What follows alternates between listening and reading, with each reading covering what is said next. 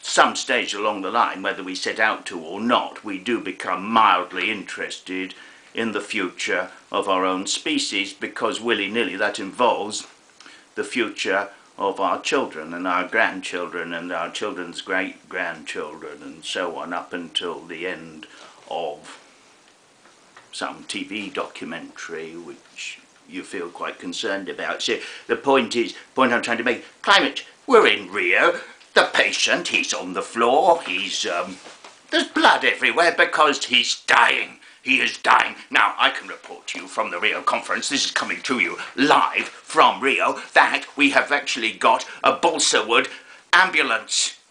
A balsa wood ambulance is coming into view to deal with this real person dying on the real floor with blood pouring out of them and the vital organs about to collapse and implode and infarct. And what is happening, in fact, is that we have agreed 182 plus nations of the world leaders, most of them there, not the really important ones, not the great big ones who swing a lot of lead weight around the world like a knight in a chain-mailed dressage parlour or massa, but no, not that, no, but we've all agreed that we've got a balsa wood ambulance to deal with this dying past. Look, all right, it's not a real ambulance, but it looks like one, and the great thing, and no, there's no life-saving equipment in it, but there are various bits of plaster of Paris things which we're shaping into life-saving equipment. The thing you go boom,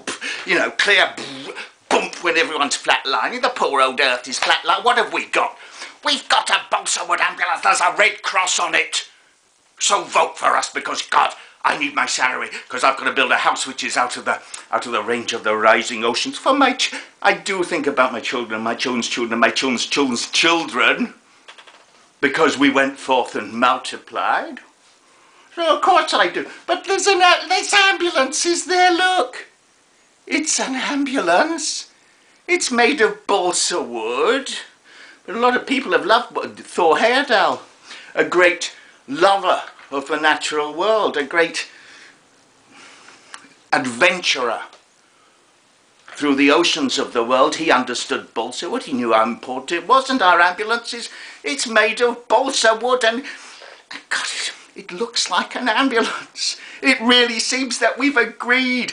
The nation, look, you've got to understand that we've achieved something that's never been achieved before in the history of climate change, and that is we have achieved the creation of an advent, or the advent of a balsa wood ambulance with plaster of Paris life-saving shaped equipment inside, and the man is dying, or the woman, or the child, or the baby is dying on the floor with real blood.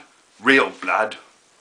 It's not ketchup, it's not Kensington gore, it's real blood pouring from their mouth and their ears and their heart.